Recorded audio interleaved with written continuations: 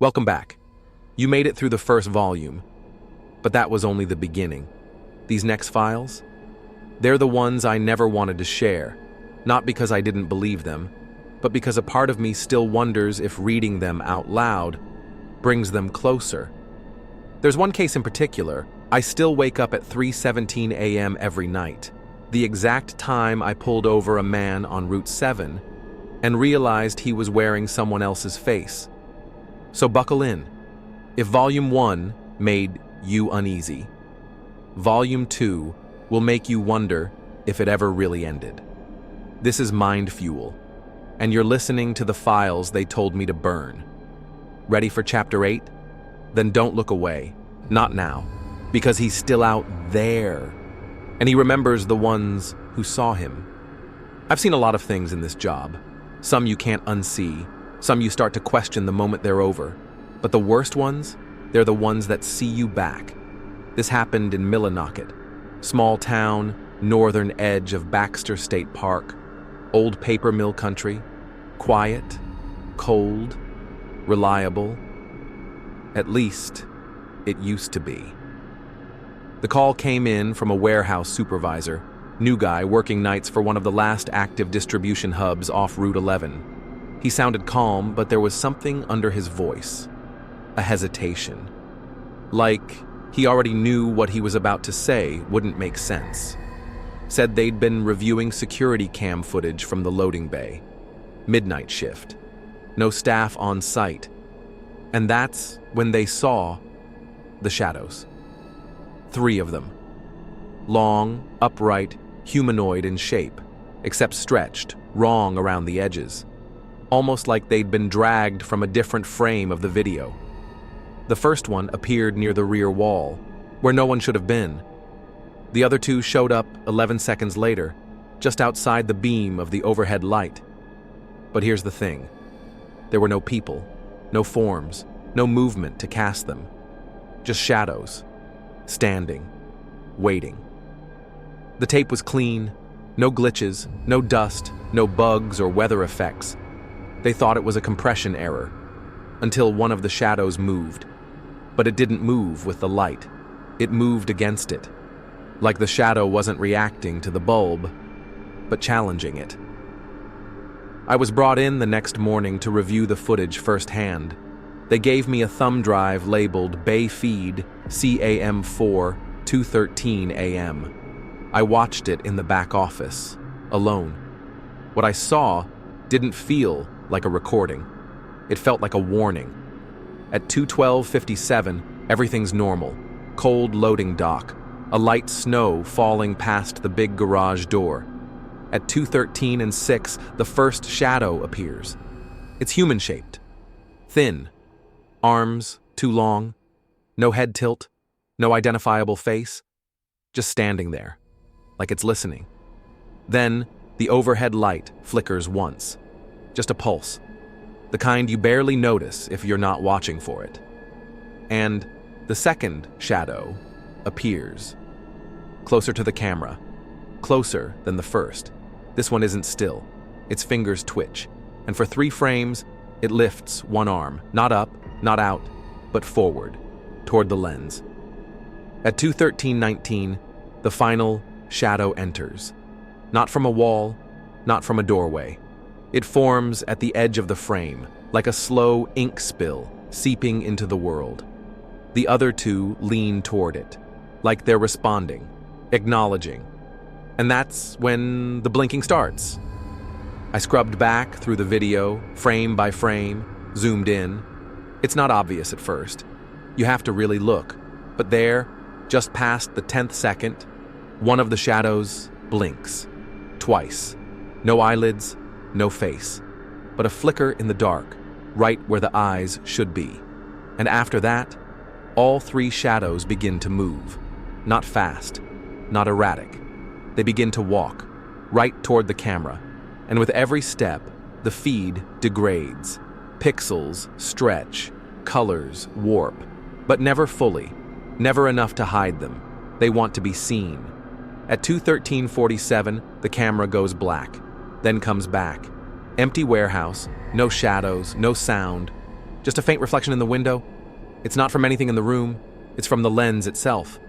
The reflection is blinking. I checked the motion sensors. No trigger. Thermal feed? Flatline. It was as if those shadows had but no heat. I asked the supervisor what else had been happening. He hesitated. Said some of the workers had started calling out, sick at first, then afraid. Said they didn't like the corners of the storage room. Said they kept seeing movement just past the shelving. One guy quit on the spot after seeing what he described as a copy of himself standing in the mirror, but it didn't move with him. That warehouse is shuttered now.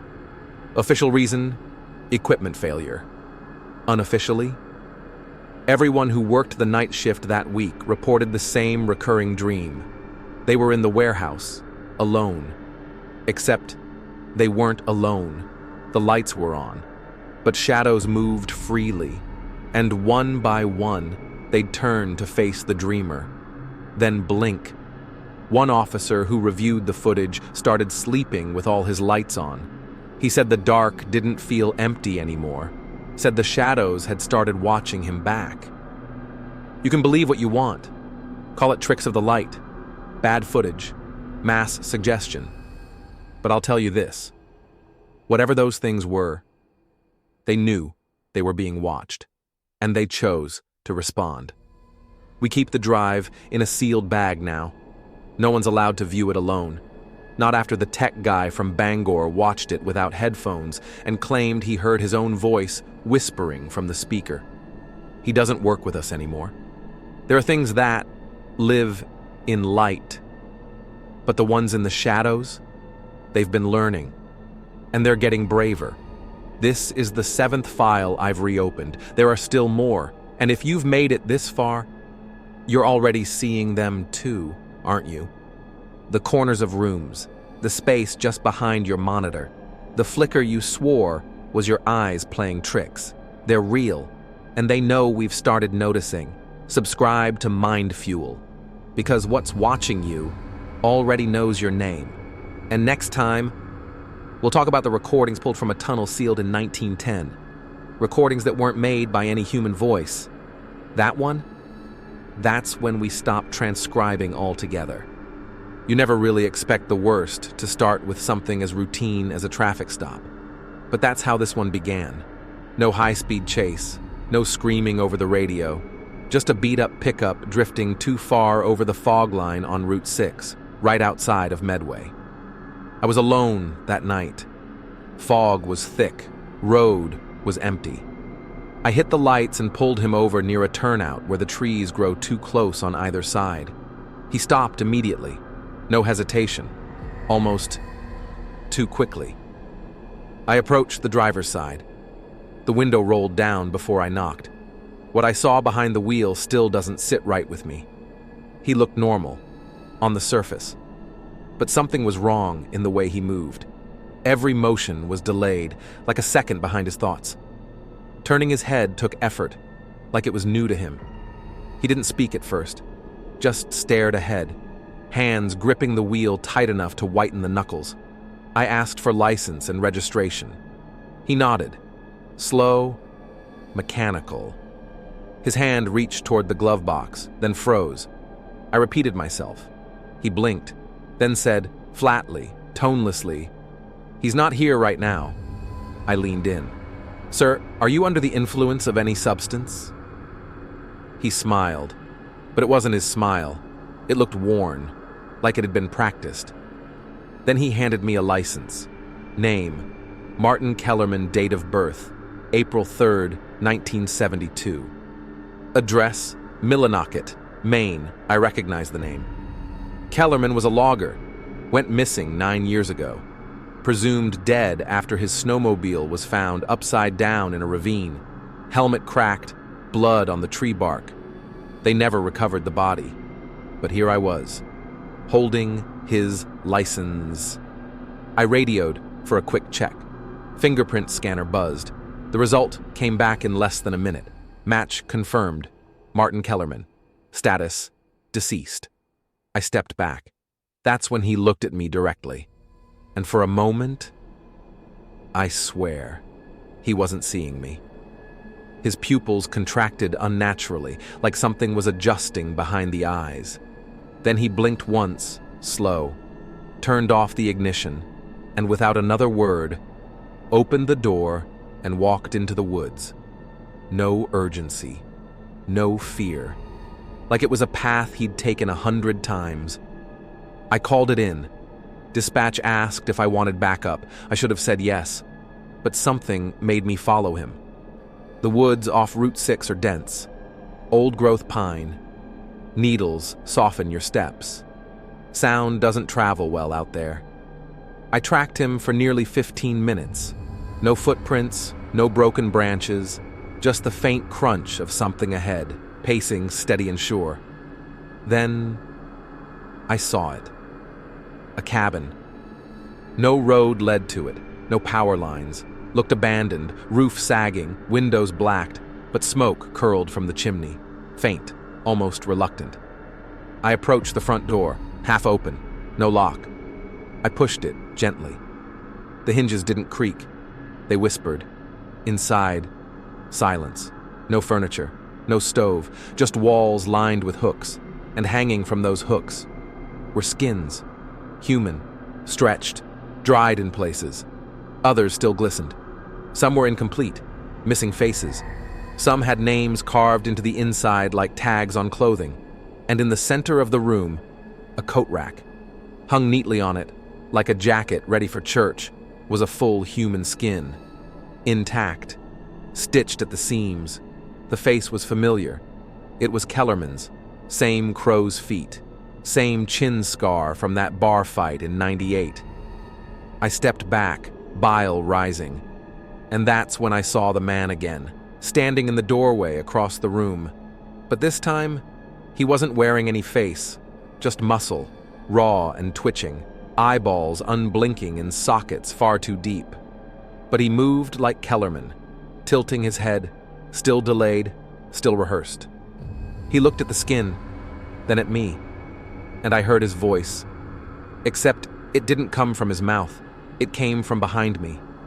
A whisper, 2 inches from my ear. "Do you want to be someone else?" I turned. Nothing there. When I looked back, the figure was gone. So was the skin. I ran. Didn't call it in until I hit the road again. Didn't stop shaking until I reached the station. We returned the next day with backup. Cabin gone, no footprints, no hooks, no smell. Just a clearing where the pines grew too straight, like they'd made room for something unnatural. Forensics pulled a single piece of evidence from my dash cam, a frame, half glitched, time-stamped during the pursuit. It shows the man walking into the woods, but in the corner of the frame, there's a second silhouette, tall, faceless, matching his steps, like a puppeteer, guiding the body through the trees. Whoever, or whatever, was wearing Martin Kellerman. It knew how to walk like him, how to speak like him, but not how to be him. It was a borrowed shape, and someone, something, was trying it on. These aren't just stories, they're pieces of a pattern. And if you've been watching long enough, you've seen the stitches too. People vanish, but sometimes they return, just not as themselves. Subscribe to MindFuel, because this is only one skin peeled back. There are others still wearing their masks. Next chapter, a town that sealed itself off in 1910 after a mining accident. Except every decade, someone reports hearing voices underground. We opened one shaft, and we should have never looked inside. I never liked water I couldn't see the bottom of. That kind of depth hides things. Not just the usual, logs, silt, forgotten fishing lines, but secrets. And up in Piscataquis County, Maine, Moosehead Lake is the kind of place that holds onto them, hard, quiet. Like the weight of the water was put there to keep something down. It started with a diver, part of a contracted environmental team sent out to chart glacial shifts beneath the southern basin. They weren't locals, didn't know the stories, Just GPS, sonar rigs, and tech they trusted too much. The report came in unofficially, through a friend who works parks and recreation near Rockwood. Said one of the divers surfaced too fast, rambling about angles that shouldn't fit underwater. He was shaking, bleeding from his ears. They thought it was nitrogen narcosis at first, pressure trauma. But his vitals were normal. No signs of the bends, no ruptures, just fear. Something pure and childlike. He kept whispering, "It's not the lake, it's what's under the lake." They pulled the rest of the team early, except one. One diver didn't come back. A man named Darren Fielding, 32, Massachusetts, was last seen submerging near Spencer Bay with a tether line and headcam drone. He vanished 25 minutes in. No alarms, no bubbles, no weight shifts on the sonar, just gone. They assumed tether failure, ran search operations. Nothing. Hours passed. Then, out of nowhere, bubbles rose, exactly where he'd gone down. And with the bubbles came the tether cord, cut clean, but not frayed, not sheared, sliced, clean like surgical steel had passed through it and still the water.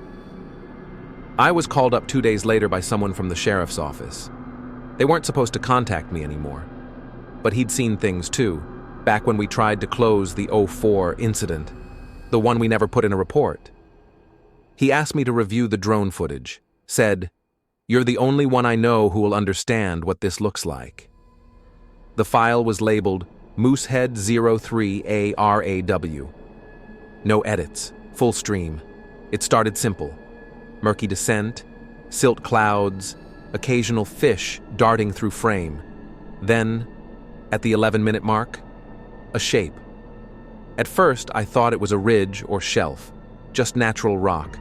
But then the drone adjusted its orientation and the lines became clearer, straight, intentional, geometric. There was a structure down there, half buried in sediment, not wreckage, not boats, buildings, stone blocks interlocked, doorways too narrow for a person, arches curving inward and deeper in the frame, something like a courtyard, sunken and silent, where silt didn't settle, like even the lake refused to touch it. And then the lights flickered, the drone stabilizer shook, sonar spiked, static over the feed. And in the corner, just beyond the murk, something blinked. It looked like a shadow at first, a break in the particles. Then the shape shifted, rounded, moving, and from the bottom of the frame, an eye opened, wide, slit pupil. Yellow around the edges like something ancient had just woken up.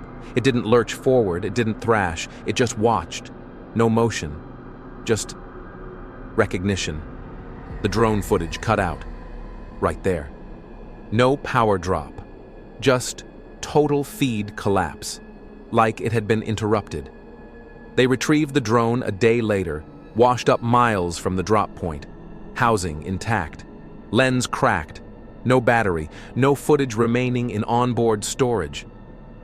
Only that raw file survived, because the operator had been watching in real time and pulled a backup. They deleted the archive after, all of it.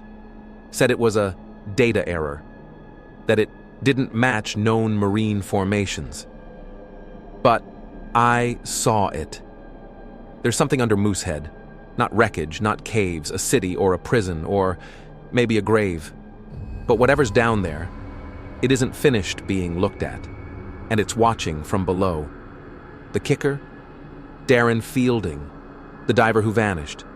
A week after the incident, his wife received a voicemail. No caller ID, no number, just static, and a whisper. Slow, muffled by water. But it said, "I can still see the light, but it's not the surface." You ever stand by a body of water and feel like it's thinking, like it's waiting? That's Moosehead now. Locals won't swim there anymore. Fishermen say the trout don't bite after dark. And sometimes you'll hear splashes with no ripples, just noise, then nothing, like something reaching upward but deciding not yet. We were never meant to scan the floor of that lake, never meant to wake what was buried. And now, we don't even know what we've disturbed. There are still questions we haven't asked, because the moment we do, we'll hear the answer. And I'm not sure we're ready for that subscribe to MindFuel, because there's more waiting beneath this world than above it. And next time, we talk about what crawled out of an abandoned asylum's crematory chute. Still burning, still breathing, and still asking for someone by name. You're going to want to hear that. We all keep files, digital ones, hard copies, backups for the backups, especially when it's something you're not supposed to see twice. But there are some cases that don't just get buried. They get erased. And not by time, not by red tape, but by something that knows what we're doing and undoes it. Case 147. Codename: the Green Light Entity. It was assigned a low-priority classification at first, just a strange series of light disturbances around the old Franklin Road corridor outside Greenville. People reporting bursts of green light in the fog, flashes that came with static, nausea, even hallucinations. At first, it sounded like migraines, maybe tainted groundwater. But then the footage came in. A game warden's body cam caught it by accident. He was out near the bog trail, looking for a missing hunter. Standard issue camera, night shift, nothing special. Until exactly 3:11 a.m. The feed stutters, and a green light, sharp, pure, too bright for its surroundings, floods the frame for 3 seconds. Everything in it stops. The crickets, the wind, even the movement of the fog, just paused, frozen, then sound returns. But the tone is wrong. The background hiss is deeper, off-pitch, like something is imitating the night, not replaying it. They found the hunter, dead, eyes burned, no trauma to the body, no tracks near him except his own, and a single bare footprint. No toes, no arch, like the bottom of a boot, but not rubber. More like skin. That was the start of case 147. Over the next 3 days, every server that held that file began to fail. First, at the county level. Then the backup drives in Augusta. Then the one I stored off-site, an encrypted thumb drive I never registered with the department. Gone. Just blank sectors, not corrupted. Scrubbed. Like someone, or something, went in and manually removed every trace. That's when I checked the evidence locker. I had secured 4 physical items: the hunter's jacket, burned in streaks only along the arms, a printout of the light spike from the warden's body cam, a sealed vial of fluid collected near the site, viscous, green, not matching any known compound, a photo, developed the old-fashioned way, showing the edge of a shape in the trees behind the light. When I opened Locker 8, they were gone. Everything. No log entries, no sign-in sheets, no security cam footage showing the door ever being opened. I called the night clerk. She swore she'd just done rounds an hour before, said the locker was untouched. I asked her to describe what she saw. She paused, then said, "Wait, what locker?" I said, "Locker 8. She went quiet. "Sir, we don't have a Locker 8. The next day, my inbox was wiped. My personal notes, all gone. Every page I had printed, shredded. Not stolen, not misplaced, just missing. And in their place, one item, an unmarked envelope. Inside, a single piece of paper, typed, no signature, no letterhead. Just one sentence. Forget what you saw. I burned it. Didn't even think. The paper hissed like it was soaked in oil, gone in seconds. But the next night, I got a call. No number, just unknown, blinking on the screen. I picked up. No voice, just static. And then a mechanical tone, flat, cold, almost human. Forget what you saw. Click. The next morning, I found a green smear across my windshield. I touched it. It pulsed, then vanished. Not rubbed away, not evaporated, it just retracted. I asked an old investigator if anything like this had happened before. She didn't answer directly, just gave me a name, one I hadn't heard before. Black Patch. Said it was a rumored file classification used in rare cases, not paranormal, not military, but correctional, not correcting a situation, but correcting reality itself. I haven't spoken of case 147 since, until now. And you might be wondering why bring it up, because 2 nights ago, I got a ping from my old private drive, the one that was supposedly wiped. It contained one file, no name, no format. I opened it, and all it said was, "You saw it. It saw you. We can't undo that. Only hide it." The green light entity isn't a cryptid, not a ghost. It's a moment, a fracture in time where something else leaks through, something that doesn't want to be remembered. But if you're hearing this, that means it failed. And the only thing it can do now is erase everyone who remembers. Subscribe to MindFuel.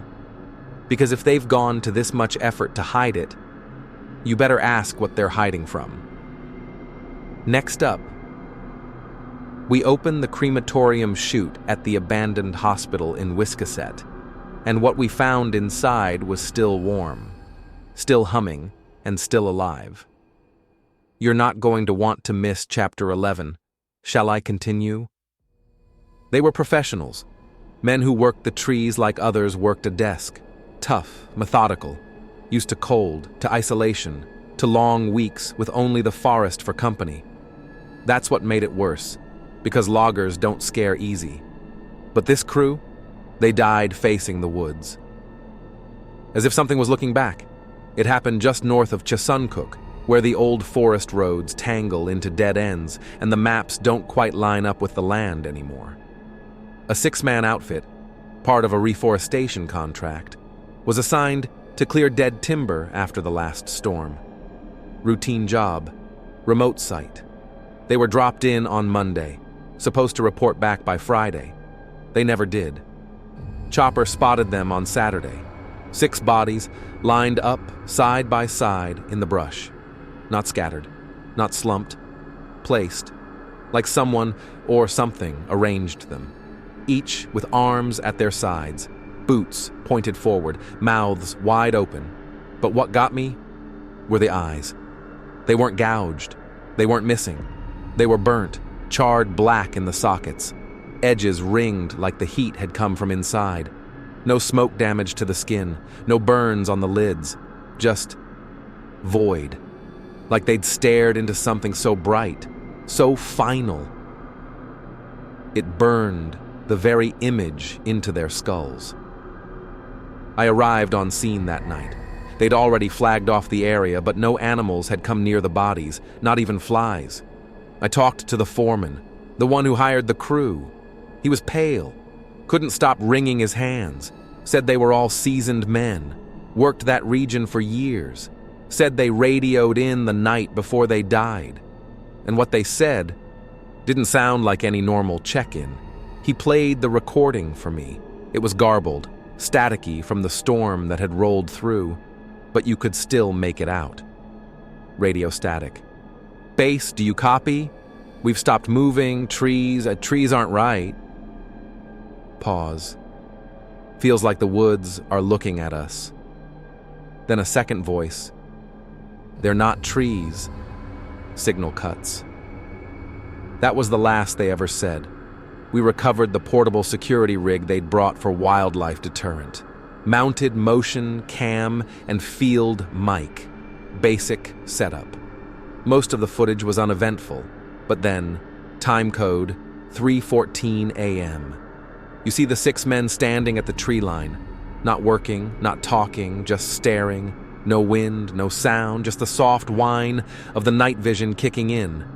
And in the frame, the trees in front of them begin to shift, not bend, not blow, they adjust, like legs straightening, like backs rising, the trunks aligning, too perfectly upright.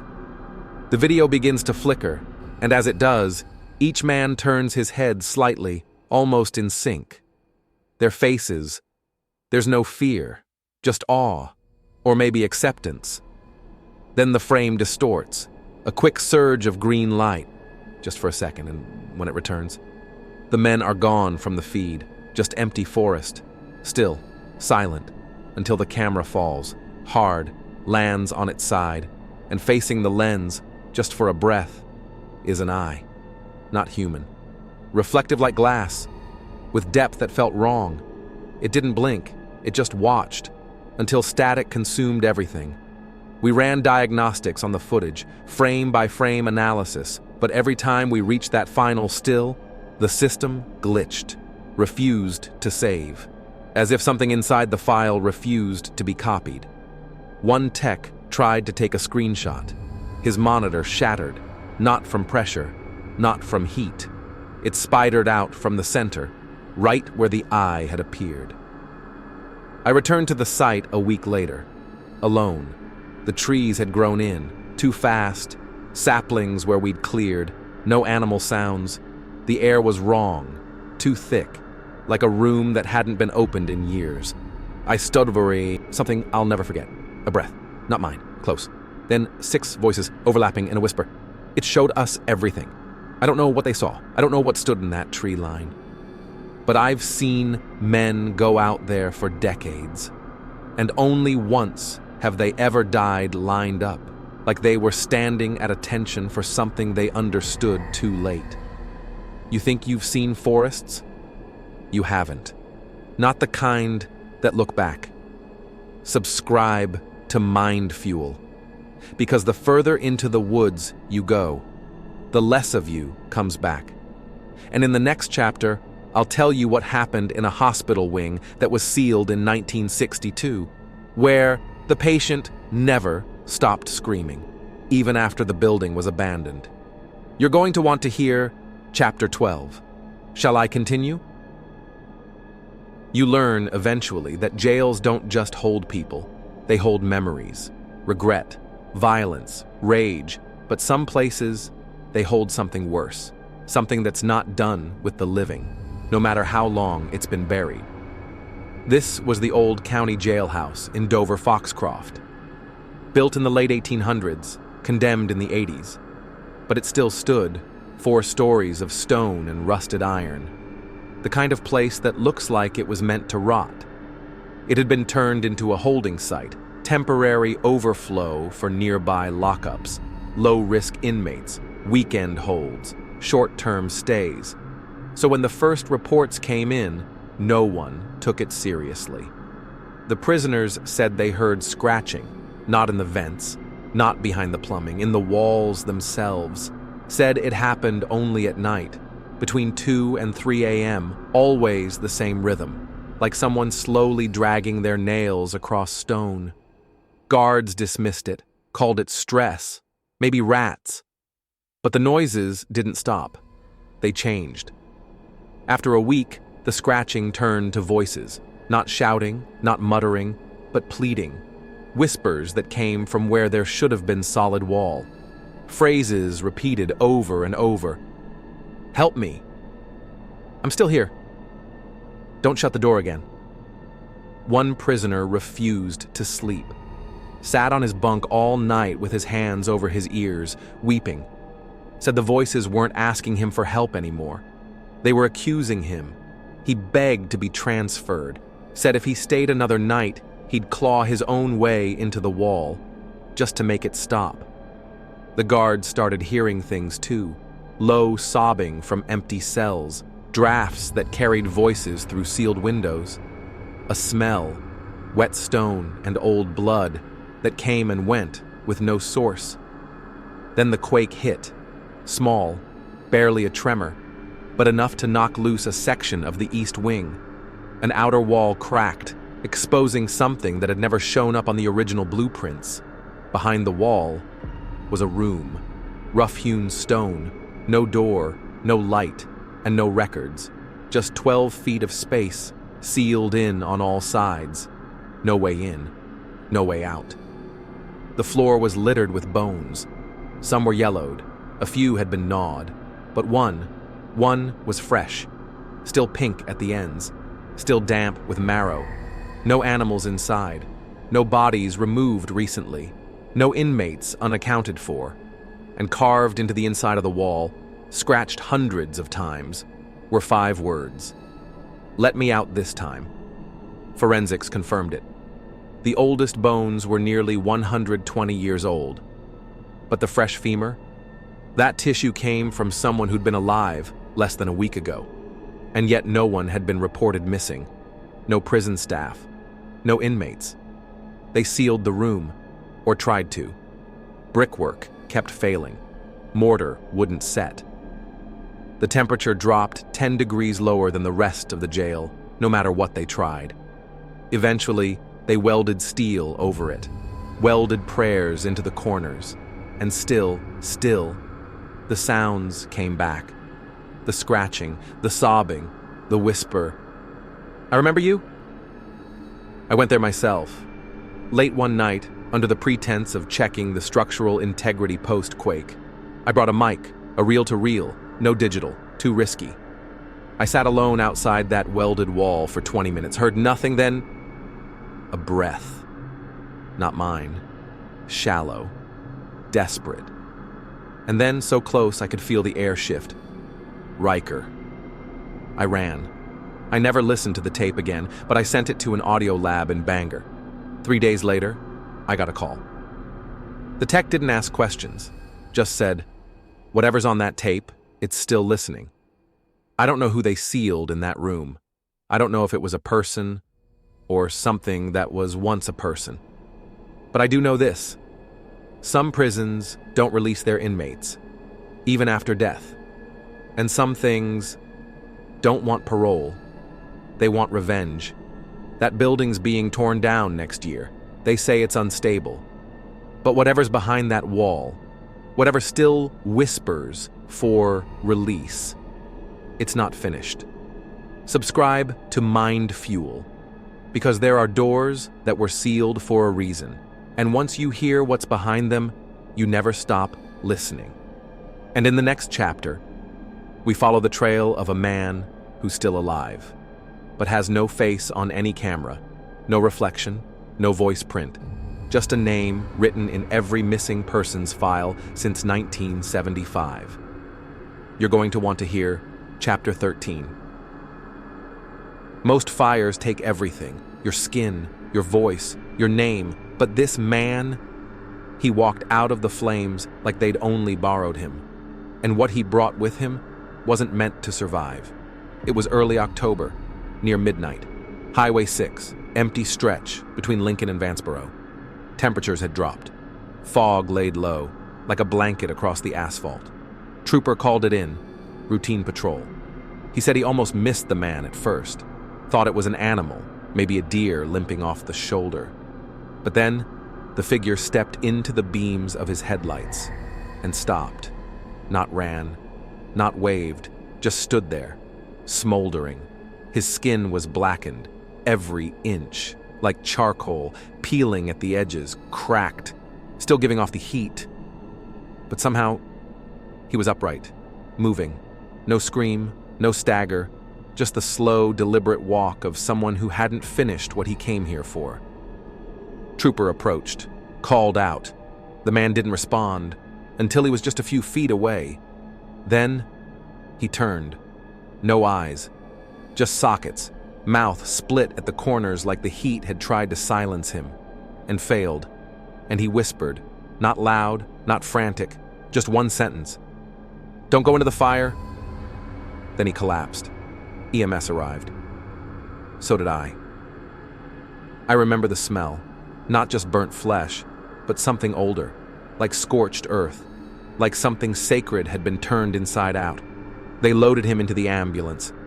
Vitals were faint, skin temperature still rising somehow, despite the damage. They said he wouldn't make it to the hospital, but they were wrong. He made it, and then he disappeared. No admitting records, no intake forms, no hospital footage. Just gone. The only thing left was the dash cam, and even that tried not to remember. The video glitches the moment he enters the headlights. The image stutters, shifts hues, orange to green to static. But you can still make out the moment he speaks. The words don't match his mouth. They echo slightly, like they came from somewhere else using him. And then, in the static, a shape appears behind him. Not a person, not a flame, but an outline. Like a human body drawn in ash, flickering, watching. I tried running facial recognition. Nothing. No burn victims missing, no escaped patients, no recent fires reported anywhere in the state. But there was one anomaly. A file from 1977. Paper record. Archived. A man found in the exact same location, same description, same burns. He'd said one thing before dying of organ failure. He burns, but never ends. They cremated that man, sealed his ashes in a private crypt outside Bangor. That crypt burned down 5 years ago. No fire source, no lightning, just ignited from within. And in the remains, nothing. No urn, no plaque, just the scorch mark of a footprint on the stone floor, walking out. I followed the trail. Where it led, an old farmhouse, abandoned, somewhere near Katahdin Ironworks. Inside were burned markings on the floor. A perfect ring, as if someone had stood there and radiated outwards, charred the wood in a pattern, and written in the ash, scratched with a finger. He followed the voices in the flame. Now he carries them. That stretch of Highway 6? Locals say they've seen him more than once. Some call him an omen. Others say he draws the fires in his wake. But every story ends the same. He appears, he warns, he collapses, and then vanishes. The fire doesn't want to destroy. It wants to be seen. It wants to show you something. And the man? He's just a messenger, wrapped in pain, carrying a warning no one ever really hears until it's too late. Don't go into the fire. That's what he said. But maybe the fire's already in us. Maybe it's waiting to be remembered. Subscribe to MindFuel, because some things burn longer than flesh. They burn into memory. And next time, we talk about the child that vanished from a camping trip and returned 11 days later. The exact same size, the same clothes, the same voice, but not the same eyes. You're going to want to hear Chapter 14. I've spent most of my life following roads, some paved, some dirt, some that shouldn't exist. But this was the first time I followed a road that followed me back. It started like any other call. Simple welfare check. Rural stretch near Rangeley. Old-timer hadn't answered his phone in 4 days. Dispatch sent me out. No urgency, no red flags. I took the cruiser and hit the back roads just after sunset. Sky had that deep, purple shade, clear, dry air. Perfect weather for getting lost. I keyed in the coordinates, standard GPS. It rerouted halfway through, said the main pass was closed due to debris. That wasn't uncommon. It wasn't in the system, not in the archives, not even in the black binders we kept locked in the back of the precinct safe. No barcode, no label. Just an old manila envelope sealed in wax, stuck between the wall and the filing cabinet like it had slipped through from somewhere else. All it said on the front, ME09, black. No title, no date, no signature, but I knew what it meant. ME, Maine Enforcement. 09, year of occurrence. Black. Reserved for anomalies too dangerous to document digitally. Only one file ever received that classification. And somehow, it had found me. Inside were exactly 3 pages. The first was a hand-scrawled incident report from a ranger stationed near Baxter State Park, long since retired. His writing was jagged, unsteady, almost like he was trying to write without looking at the paper. He described a stretch of woods near Abel Trail, said hikers had gone missing there, more than the state ever acknowledged. But no screams, no signs of struggle, just footprints that stopped, not veered, not ran, just ended. And what he wrote next, I've never forgotten. It doesn't take your body. It starts with your shadow. The second page was a photo, blurry, black and white, captured at dusk. A figure, nearly invisible. Not because of low light, but because it rejected light. A silhouette with no edges, no depth, like someone had cut a hole in the picture and left it unfilled. It was standing among pine trees, and behind it, on the ground, was a person, mid-step. Their body was visible, but their shadow, missing. The third page was a transcript, an audio log, recorded by a trooper who responded to a hiker distress call. Sometime in early November 2009. It was the only known eyewitness account. He'd found a man slumped against a tree, bleeding from the nose, eyes clouded over, trembling violently despite no signs of injury. His voice was barely audible, but the recorder caught this. I thought it was a tree. No sound, just space, where something shouldn't have been. Then, silence. Then one final line. It took my shadow. I'm next. The man died before backup arrived. No name, no ID. The only identifying mark was a stitched tag on his flannel shirt. Bramwell Logging Company. That company shut down in 1964. I tried to trace the coordinates listed in the file. They led to a path behind an old service road just beyond the official border of Baxter. Unmarked, no signage, like it had been forgotten on purpose. I hiked it at noon, sun high. Nothing unusual, until I stopped to take a breath. That's when I noticed it. My shadow was gone. The trees had theirs, the rocks had theirs, but I didn't. No breeze, no heat, just a sensation, a hum in the back of the skull, like something was standing beside me, not touching, not breathing, just being. I turned. There was nothing, but behind me, in the soil, my footprints had already filled themselves in. I left, never went back, but sometimes, on late-night drives, on foggy shifts alone in the cruiser, I check the rearview mirror, not for faces, not for lights, but to see if my shadow's still following. Because if it ever isn't, I'll know it found me again. And next time, it won't wait. It may have been the last story I was allowed to tell, but it won't be the last one that happens. And if you've made it this far, maybe you should ask yourself something. When was the last time you checked if your shadow was still with you? Thank you for watching. More stories wait in the dark, and some of them are already on their way. Storms had knocked over trees the week before, so I followed the detour. Gravel turned to packed dirt. Dirt turned to something older. The map adjusted once, then blinked out entirely. Just showed the arrow, my car, floating in blank gray, and ahead of me, a town I'd never seen before, lit up like it was still 1957. Storefronts lined the street. Antique windows, hand-painted signs, a diner with chrome trim, a barber's pole spinning in total silence, gas station with analog pumps ticking upward even though no one stood beside them.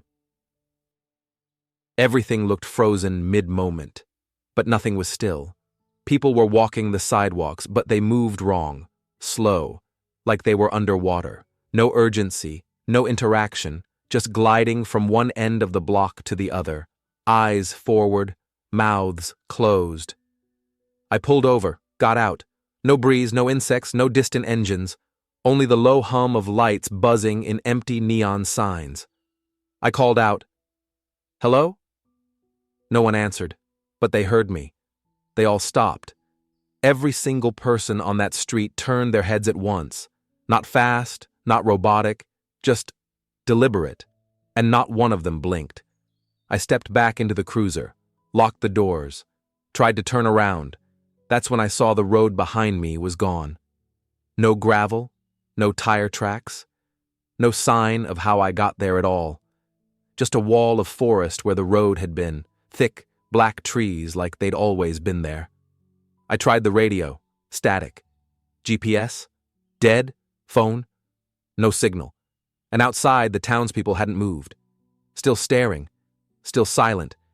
Then, they started to walk toward the cruiser. Still slow. Still mute. Just approaching. I threw the car into reverse, but the tires spun against the dirt, like the ground had shifted beneath them. No grip. No motion. The lights on the dash dimmed. Engine choked. Interior lights flickered once. And then, complete black. That's when I saw it. In the mirror. Behind the crowd, at the end of the street. A figure standing taller than the buildings. Thin. Still. No face. Just a head shaped like a radio tower, long antenna-like limbs reaching down toward the rooftops. And all around it, the lights began to pulse. Green, then white, then gone. I blacked out. No fear, no impact, just nothing, like someone had hit pause on my entire body. I woke up in the cruiser, engine cold, sunrise through the windshield, parked on the side of the original road, no sign of the town, no structures, no tracks, just empty trees. And my watch? 2 days fast. I checked the dash cam, blank. All of it, except for one frozen frame, me staring at the windshield, and in the reflection, a street lamp glowing in a window that wasn't there anymore. I sent a map team to the location. They laughed. No records of any town in that area, no ghost towns, no settlements, nothing, just forest. And a failed attempt at a logging camp that burned down in 1932. Later that night, my GPS rerouted again, tried to send me back. I turned it off, and still, I pass that area sometimes, late shifts, quiet nights, and I swear, when I slow down just enough, the trees don't quite line up. There's a gap, a shimmer, and sometimes I see a single storefront through the trees, lights on, diner chairs turned outward, waiting. Don't follow reroutes out here, because not every road wants to take you somewhere. Some want to keep you. Subscribe to MindFuel, because the places that don't exist still remember us. Next time, I'll tell you about the boy who came back from the woods, looking exactly like he left. But his family? They swear it wasn't him. You're going to want to hear Chapter 15. It wasn't in the system, not in the archives, not even in the black binders we kept locked in the back of the precinct safe. No barcode, no label, just an old manila envelope sealed in wax, stuck between the wall and the filing cabinet like it had slipped through from somewhere else. All it said on the front, ME09, black. No title, no date, no signature, but I knew what it meant. ME, Maine Enforcement. 09, year of occurrence, black, reserved for anomalies too dangerous to document digitally. Only one file ever received that classification. And somehow, it had found me. Inside were exactly 3 pages. The first was a hand-scrawled incident report from a ranger stationed near Baxter State Park, long since retired. His writing was jagged, unsteady, almost like he was trying to write without looking at the paper. He described a stretch of woods near Abel Trail, said hikers had gone missing there, more than the state ever acknowledged, but no screams, no signs of struggle, just footprints that stopped, not veered, not ran, just ended. And what he wrote next, I've never forgotten. It doesn't take your body, it starts with your shadow. The second page was a photo, blurry, black and white, captured at dusk, a figure nearly invisible, not because of low light, but because it rejected light. a silhouette with no edges, no depth, like someone had cut a hole in the picture and left it unfilled. It was standing among pine trees, and behind it, on the ground, was a person mid-step. Their body was visible, but their shadow? Missing. The third page was a transcript, an audio log, recorded by a trooper who responded to a hiker distress call sometime in early November 2009. It was the only known eyewitness account.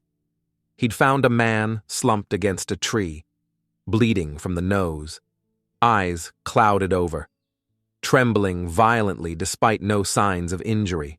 His voice was barely audible, but the recorder caught this. I thought it was a tree. No sound, just space where something shouldn't have been. Then, silence. Then, one final line. It took my shadow. I'm next. The man died before backup arrived. No name, no ID. The only identifying mark was a stitched tag on his flannel shirt, Bramwell Logging Company. That company shut down in 1964. I tried to trace the coordinates listed in the file. They led to a path behind an old service road just beyond the official border of Baxter. Unmarked, no signage, like it had been forgotten on purpose. I hiked it at noon, sun high. Nothing unusual, until I stopped to take a breath. That's when I noticed it. My shadow was gone. The trees had theirs, the rocks had theirs, but I didn't. No breeze, no heat, just a sensation. A hum in the back of the skull. Like something was standing beside me, not touching, not breathing, just being. I turned. There was nothing. But behind me, in the soil, my footprints had already filled themselves in. I left, never went back. But sometimes, on late-night drives, on foggy shifts alone in the cruiser, I check the rearview mirror, not for faces, not for lights, but to see if my shadow's still following. Because if it ever isn't, I'll know it found me again. And next time it won't wait. ME9. Black was the last file I ever received. After that, no more envelopes, no more anonymous tips, just quiet, too quiet, like something had closed a lid. Subscribe to MindFuel. Because this may have been the last story I was allowed to tell, but it won't be the last one that happens. And if you've made it this far, maybe you should ask yourself something. When was the last time you checked if your shadow was still with you? Thank you for watching. More stories wait in the dark, and some of them are already on their way. I left the badge behind, walked away from the force, from the files, from the endless nights chasing shadows that didn't belong to this world, but the nightmares. They never left. They follow me, whisper in the dark, wait just beyond the edge of sleep. If you're ever in Maine, walking those dense forests, watching the fog crawl between the pines, and you see something move just beyond your sight, something that doesn't belong there, don't call for help, because by then, it's already too late. Subscribe to MindFuel. If you want the stories no one else will tell, if you want to hear the truth hidden beneath the quiet towns, the dense woods, and the cold night skies, there are more files, more shadows, more voices waiting in the dark, and they're coming for those who listen. Thank you for staying with me. Until next time, stay safe and keep your shadow close.